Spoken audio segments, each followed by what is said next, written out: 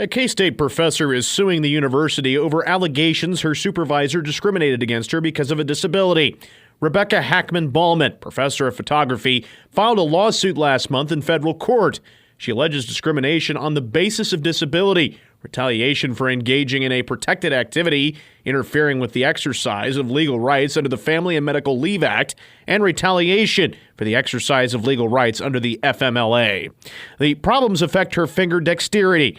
She said that when she was asked for a reduced workload in July 2023 under the FMLA, her supervisor effectively ignored the request and gave her a full load of studio courses to teach the next semester.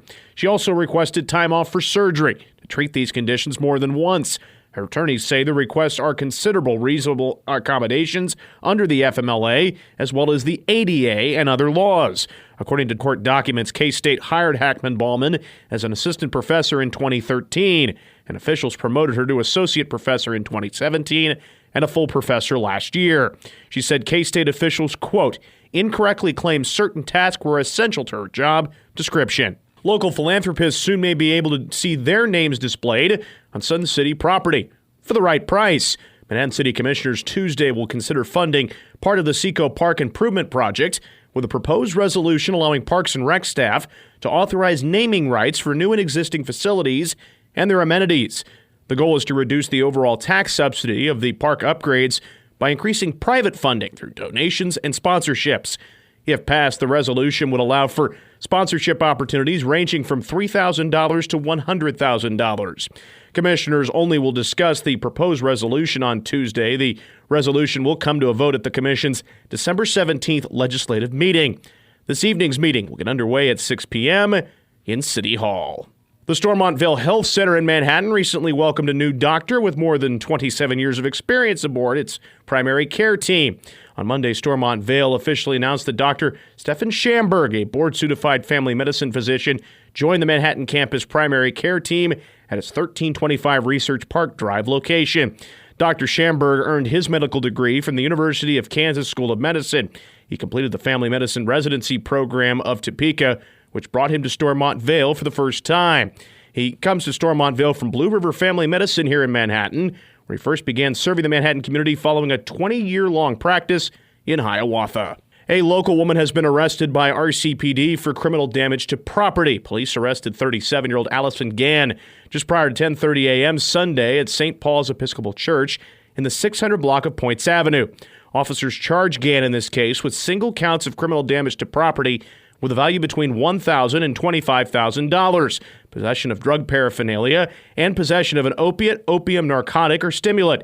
Kansas Department of Corrections records show Gann previously had been convicted in Riley County for child abuse back in 2007 and for criminal damage to property in Pottawatomie County in 2021.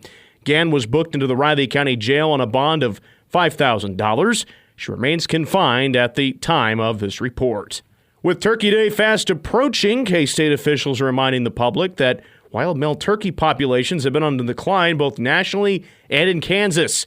K-State wildlife specialist Drew Ricketts recently detailed the effects of the declining turkey numbers. We've had these declines in turkey production, and recently the state of Kansas reduced the number of tags that we have for male harvest in the spring.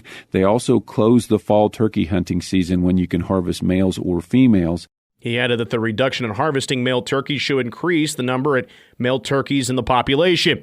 Ricketts was featured on K-State's recent episode of Agriculture Today, which is a daily program featuring agricultural specialists. More on the day's headlines can be found at our website, newsradiokman.com and themercury.com.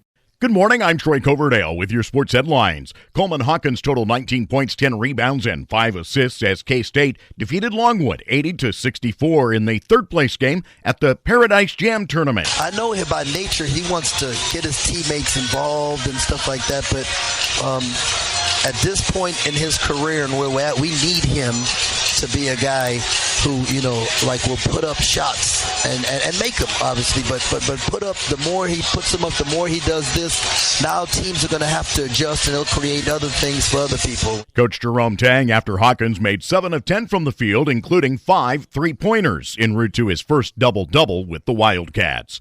Ashlyn Jackson scored a career-high 30 as 13th-ranked Duke defeated number 9 K-State 73-62 in the semifinals of the Ball Dogs Classic. It's the first loss of the season for the K-State women. They were led by senior center Aoka Lee.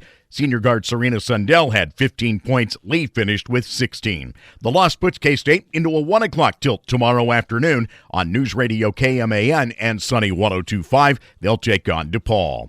The latest college football playoff rankings to be made public tonight, with the Big 12, again, looking at the likelihood it will only be able to put one team in the 12-team field. The Wildcats are set to face Iowa State Saturday night, and Coach Chris Kleiman would prefer a setup that allows for scoreboard watching. Make all the games that matter at the same time. That just seems to make sense. The NFL finds a way to do that. College football doesn't find a way to do that. All of us should be playing at the same time. And I know there's Friday games. You can't change that.